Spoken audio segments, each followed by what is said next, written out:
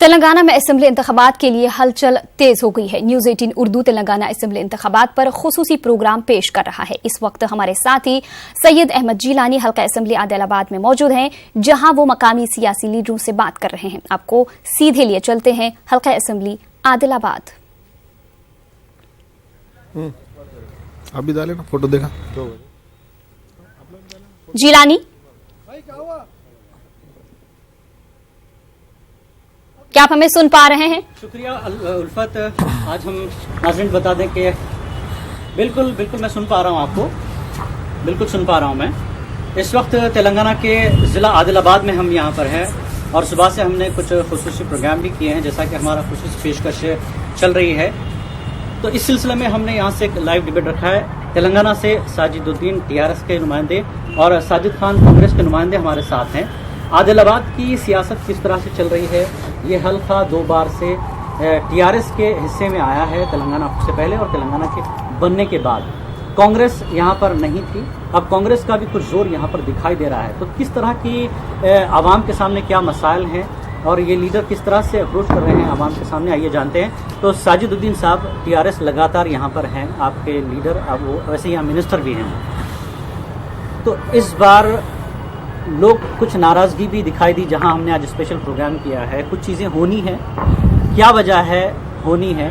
आपके पास मौका भी था 4.5 साल का। पहले तो मैं बता दूं, ये एडवांस इलेक्शन आने से कुछ काम है हमारे पेंडिंग है। आदिलाबाद कॉन्स्टिट्यूंसी के लिए 120 करोड़ का काम जारी है, टेंडर्स हो गए। कुछ अग्रीमेंट्स कोर्ट की वजह से नहीं हुए। आदिलाबाद में बदकिस्मती रही हमारी, आदिलाबाद का डिटेल प्रोजेक्ट रिपोर्ट अभी तक नहीं बना था। 4.5 साल पहले तक आदिलाबाद का पानी किधर आता, किधर जाना चाहिए, ये डिटेल प्रोजेक्ट रिपोर्ट्स नहीं रहने की वजह से हमको बहुत मुश्किलें आई। सरकार तो आपकी थी, ये सब कुछ आप तय कर सकते थे। हाँ, यही तो कह रहा हूँ मैं। हम पे बैकवर्ड आदिलाबाद दिया गया और जिसमें हर जगह मसाइल, हमको मसाइल सुधारने में तेलंगाना हासिल करे, नया तेलंगाना में हमको बहुत दुश्वारी आई, बहुत तकलीफ उठाना पड़ा। आज 120 करोड़ का काम टाउन में जारी है। डिवाइडर्स नहीं थे, सेंट्रल लाइटिंग सिस्टम नहीं था, आज डिवाइडर्स का काम चल रहा है। आपको बता दूं, नेशनल हाईवे पे पानी जाने के ड्रेन्स नहीं थे, उसका 44 करोड़ का टेंडर हो चुका है। ठीक, अग्रीमेंट नहीं हुआ इलेक्शन कोर्ट की वजह से, अभी भी बाकी है। साजिद खान साहब, कांग्रेस कई 2 बार से यहाँ नहीं है, टीआरएस, हालांकि आप लोग ये मानते हैं कि कांग्रेस ने तेलंगाना दिया है, लेकिन आप पिछड़ गए 2014 में। अब 2018 में चूंकि पहले हो रहा है इलेक्शन, आप आवाम के सामने क्या मौजू लेकर जा रहे हैं, क्या चीजें लेकर जा रहे हैं? 2009 में कांग्रेस के कैंडिडेट हमारे श्री रामचंद्र रेड्डी साहब, महाकूटमी थी उस वक्त। जोगू रामन्ना साहब अभी प्रेजेंट जो मिनिस्टर है, आप जीते। आपके ये वादे थे कि मुसलमान नौजवानों को जो सो मैं एम्प्लॉयमेंट दूंगा, cement CCI corporation of India में चालू करूंगा, और जो सो यहाँ पे जो लोगों को घरा नहीं है उन लोगों को हम घरा बना के देंगे। उसके बाद अब कलर TV वगैरह वो कई वादे थे, उस वक्त महाकूटमी नहीं आई। उसके बाद जो सो सेकेंड टाइम भी सेम वादे किए। आदिलाबाद में बड़ा इशू फ्लाईओवर ब्रिज है, तामसी बस स्टैंड पे। आदिलाबाद का बड़ा हिस्सा स्लम एरिया जो सो 2 टाउन में रहता है, उस 2 टाउन के एरिया के लिए ब्रिज जरूरी है, फ्लाईओवर ब्रिज। वो फ्लाईओवर ब्रिज हम बनाएंगे बोल के बोले। 2009 से 2014 तक हमारी कांग्रेस की सरकार थी, टीआरएस की सरकार नहीं थी, और MLA साहब जोगू रामन्ना साहब थे। तो आप बोले कि जो सो मैं MLA हूं लेकिन गवर्नमेंट नहीं है मेरी। 2014 में आप फिर मेरे को एक बार जिताएंगे तो मैं जीत कर MLA बनूंगा और हमारी सरकार बनेगी, तो ये जितने मैं वादे किया था 2009 में, वो मैं वादे पूरे करूंगा बोल के बोले। उसमें से एक भी वादा, जैसे CCI cement corporation of India, ये चालू नहीं हुई। जिस तरीके से फ्लाईओवर ब्रिज बोले थे, नहीं हुए। ये फुटपाथ पे जितनी मुसलमानों की और SC ST गरीब लोगों की दुकानें थी, यानी फुटपाथ के अलावा गवर्नमेंट लैंड पे भी दुकानें थी, ये सारी दुकानें जो सो उठाई गई।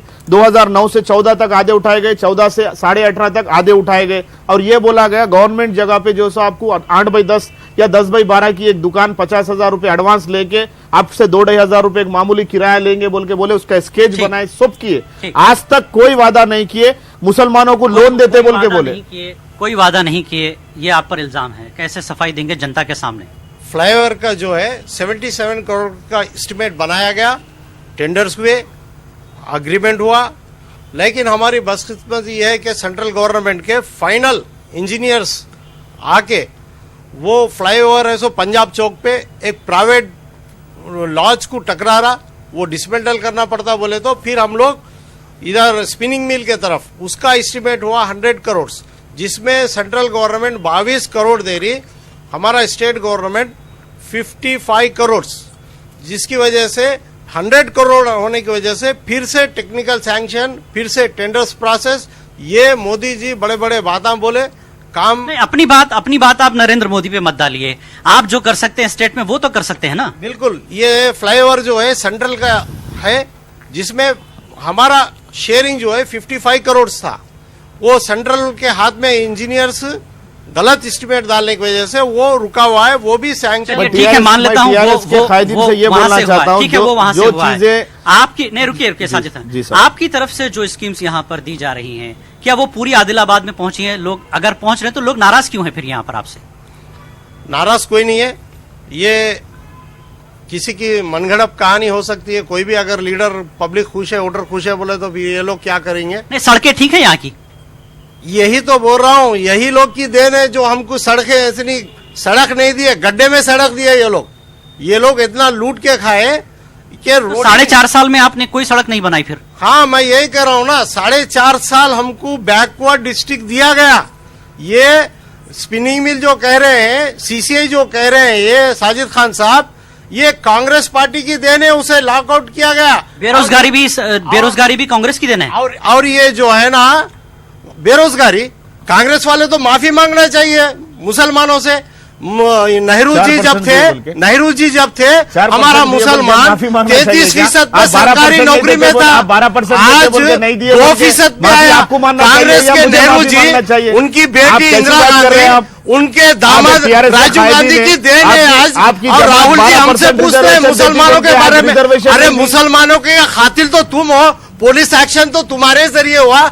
आज जो फुटपाथ की देन है, मौस की मंडी, चाय की दुकान, ये कौन किया? ये कांग्रेस वालों की। कांग्रेस ने जो गलतियां की थी उसको आप खत्म कीजिए। हाँ, इंशाल्लाह खत्म करेंगे, हम बिल्कुल करेंगे।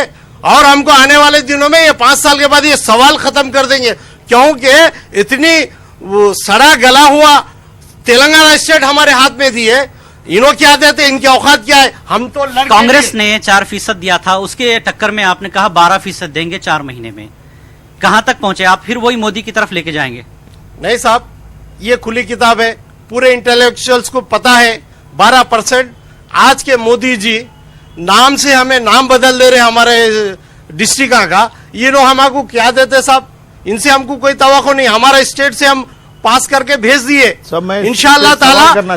साजिद खान जी, मैं एक सवाल ये करना चाहता हूं, अगर स्टेट गवर्नमेंट के हाथ में 12% देना नहीं है, फ्लाईओवर ब्रिज बनाना नहीं है, अगर सीसीआई सीमेंट फैक्ट्री चालू करना नहीं है, अगर आपके हाथ में एक छोटा से छोटा भी काम नहीं है, तो मैं आपसे ये बोलना चाहता हूं साहब, आप अपने मैनिफेस्टो में या फिर आपके वादों में ये बातें क्यों आती है कि आप 12% स्पिनिंग मिल की खताई बात नहीं कर रहे। आप 12% कैसे? मिल हमारे हाथ में नहीं है। और आपको बता दो, मैं मिल की बात नहीं कर रहा हूं। मैं 12% काम तो स्टेट गवर्नमेंट से हम पास कर दिए, सेंट्रल के हाथ में। ये मैनिफेस्टो में ये बताया गवर्नमेंट बन जाएगी साहब, कांग्रेस से आप कांग्रेस के खिलाफ है, जबकि तेलंगाना हम ये तो मैं बोलूं साहब, बावजूद भी कांग्रेस पार्टी आप प्रेसिडेंट ऑफ इंडिया में बीजेपी को डाले, तेलंगाना हम दिए, आप जीएसटी में बीजेपी की मदद करें, सेकुलरिज्म पे आप जो उनकी मदद सेकुलर है बोल के इनके पास बोलने की ताकत नहीं थी। नहीं साहब, केसीआर साहब बोले हाँ हमारा बादशाह है, वो सेकुलर था। ये लोग 7 साल में एक मुसलमान बादशाह को बादशाह बोलने से डरे। अगर ये इनकी इतनी हिम्मत नहीं है, अगर गुलाम नबी आजाद को आज मौजूदा गुलाम नबी आजाद एक ऐसा शख्स है हिंदुस्तान में, एक मुसलमान एक रहनुमा है। ठीक है, मैं ये बोलना चाहता हूँ, आज बुलाते नहीं है लोग। ठीक, मैं ये बोलना चाहता हूँ, गुलाम नबी आजाद कहता है मुझे मुसलमान होने के नाते बाजू रख दिया गया। ये सेकुलर पार्टी है। ठीक है साहब, मैं कहाँ का सेकुलर है? जी रुकिए। मैं देखो साहब, हम आदिलाबाद के डेवलपमेंट पे और हमारी कौम के बारे में बात कर रहे हैं। ठीक है। गुलाम नबी आजाद साहब को बाजू रखते हैं नहीं रखते हैं ये पार्टी का इशू नहीं है और इसका सवाल या जवाब आपसे या मेरे से न्यूज़ 18 नहीं कर रहा है। मैं पूछता हूं, जब अगर तेलंगाना गवर्नमेंट, तेलंगाना के सीएम केसीआर साहब ये 1000 बार बोल चुके हैं कि तेलंगाना स्टेट सरप्लस स्टेट है, पैसे वाला स्टेट है, 1000 बार ये बोल चुके हैं, तो क्या मैं आपसे ये पूछना चाहता हूं कि क्या आपके इल्म में नहीं है? आप बैकवर्ड तेलंगाना बोल रहे हैं, खराब हुआ सो तेलंगाना, आप ऐसे अल्फाज इस्तेमाल कर रहे हैं, गड्ढे वाले रोडा बोल रहे हैं। ये अल्फाज खुद केसीआर साहब के हैं कि सरप्लस तेलंगाना है, पूरे 29 स्टेटों में हमारा स्टेट पैसे वाला स्टेट है बोल के बोल। और एक बार मैं ये बोलना चाहता हूं साहब, सेंट्रल से अगर आप सारी चीजों की आप तायद करते हैं, आप डिमोनिटेशन की तायद करते हैं, आप जीएसटी की तायद करते हैं, प्रेसिडेंट ऑफ इंडिया के इलेक्शन में तायद करते हैं, वाइस प्रेसिडेंट ऑफ इंडिया के इलेक्शन में तायद करते हैं, आप डिप्टी स्पीकर राज्यसभा के इलेक्शन में आप उनकी तायद करते हैं, आप हर वो चीज में मोदी की तायद करते हैं और मोदी जी आपकी तायद करते हैं। मोदी जी आके तेलंगाना के डाइस से बोलते हैं, क्या बोलेंगे आप? देखिए चलिए जिलानी, आपका बहुत बहुत शुक्रिया हमारे साथ जुड़ने के लिए।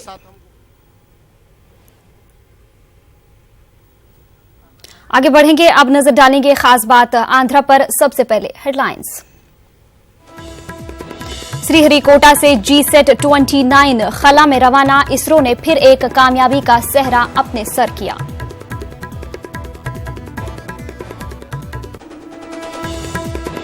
चंद्रबाबू नायडू ने किया स्मार्ट विलेज प्रोग्राम से खिताब, मेयार जिंदगी को बुलंद करने में अपने वसाइल बरोकार लाने कॉरपोरेशन से की अपील।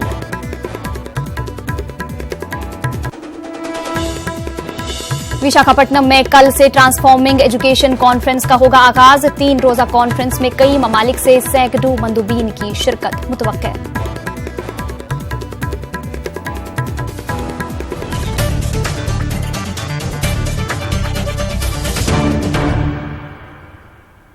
नीलौर के श्रीहरिकोटा खलाई तहकीक के मरकज से इसरो ने एक और मवासलाती सैटेलाइट आज शाम 5:08 पर खला में कामयाबी से दाग दिया। Satellite G-SAT 29 GSLV Mark 3 rocket से खला में रवाना किया गया। इस सैटेलाइट के जरिए जम्मू कश्मीर और शुमाल मशरकी इलाकों में मवासलाती निजाम को मजीद बेहतर बनाने में मदद मिलेगी।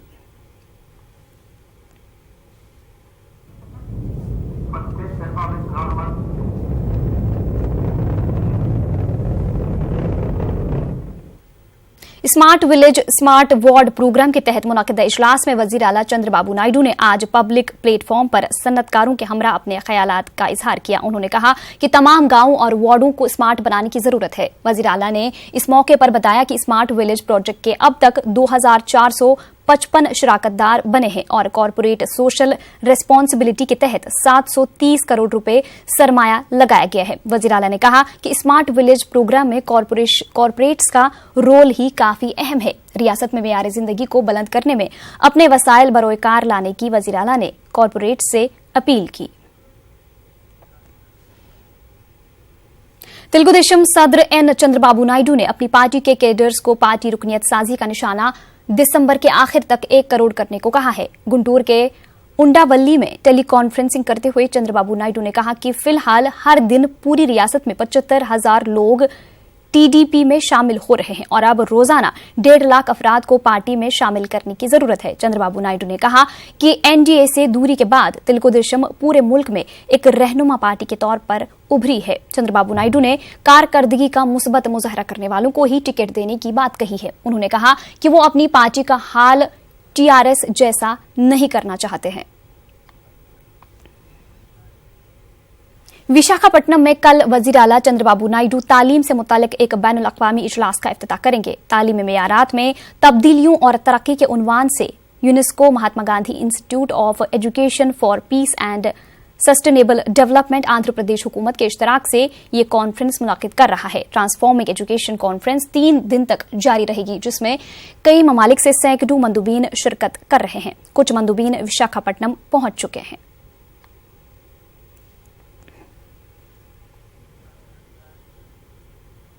वहीं विशाखापट्टनम के सरकारी गेस्ट हाउस में मुसलमानों के मसाइल पर राउंड टेबल कॉन्फ्रेंस मुनाकिद की गई। रियासती वजीर घंटा श्रीनिवास इस इजलास में शिरकत कर रहे हैं। साबिक रुकन असेंबली रहमान की रहनुमाई में मुस्लिम नुमाइंदों ने रियासती वजीर को अपने मसाइल से वाकिफ करवाया, जिस पर घंटा श्रीनिवास ने अक़लियती शोबे के वजीर फारूक से फोन पर बात की। विशाखापट्टनम आकर जल्द ही तमाम मसाइल का हल निकालने का फारूक ने वादा किया। करनूल के doctor Abdul Haq aided Urdu upper primary school में उस्मानिया कॉलेज के शोबे ह्यूमन वैल्यूज की जानिब से यौम अतफाल मनाया गया। इस मौके पर तलबा को पंडित जवाहरलाल नेहरू की हयात और कारनामों से वाकिफ कराया गया। प्रिंसिपल उस्मानिया कॉलेज करनूल डॉक्टर मुजम्मिल के अलावा अलायंस तंजीम के सेक्रेटरी और डॉक्टर जसीम पाशा भी तकरीब में मौजूद रहे। बच्चों को यह समझाया गया कि उनका मुस्तकबिल किस तरीके से वही सुधार सकते हैं, मेहनत करके, मशक्कत करके, अपने टीचर्स के और अपने वालिदैन की बात सुनकर कैसा आगे बढ़ सकते हैं। इस बारे में इन छोटे नन्हे मुन्ने बच्चों को ये मैसेज दिया गया और उसके बाद उन्हें यह समझाया गया कि स्कूल को बराबर आना चाहिए, ड्रॉप आउट्स नहीं होना चाहिए, बीच में पढ़ाई नहीं छोड़ देना चाहिए। जितनी मजबूरी हो ये बराबर स्कूल अटेंड करना है और पढ़ाई को कायम रखना है, इसको छोड़ना नहीं है। ये मैसेज उनको दिया गया। कांग्रेस दफ्तर में पंडित जवाहरलाल नेहरू की जयंती मनाई गई। इस मौके पर नेहरू पर गुलहाए अकीदत निछावर किए गए। इस तकरीब में साबिक मरकजी वजीर कोटला सूर्य प्रकाश रेड्डी, मोहम्मद अली खान और अल्ताफ रहीम खान और दीगर शरीक रहे। आज अगर आप देखें सारे हिंदुस्तान में जितने भी यूनिवर्सिटीज हैं, जितने भी मेडिकल साइंसेस हैं और जितना भी हमारा इसरो है, एग्रीकल्चर से डेवलपमेंट हुआ है, हर चीज हिंदुस्तान की जो बुनियाद थी आजादी के बाद कर रखी थी वो पंडित जवाहरलाल नेहरू साहब है। बड़े अफसोस के साथ ये कहना पड़ रहा है कि आज की हुकूमत वक्त बीजेपी हुकूमत से जितना हो सकता पंडित जी को उनकी बदनामी करने की कोशिश किया जा रहा है, लेकिन हकीकत यह है कि उनकी लाख कोशिश के बावजूद भी पंडित जवाहरलाल नेहरू हिंदुस्तान के हर शख्स के दिलों में बसे हैं और इसको कोई नहीं मिटा सकता। YSR CP leader Hafeez Khan ने तेलुगु देशम और कांग्रेस दोस्ती को सियासी मफाद परस्ती की मिसाल करार दिया। उन्होंने चंद्रबाबू नायडू मौके परस्त सियासतदान करार दिया और उन्हें शदीद तनकीद का निशाना बनाया।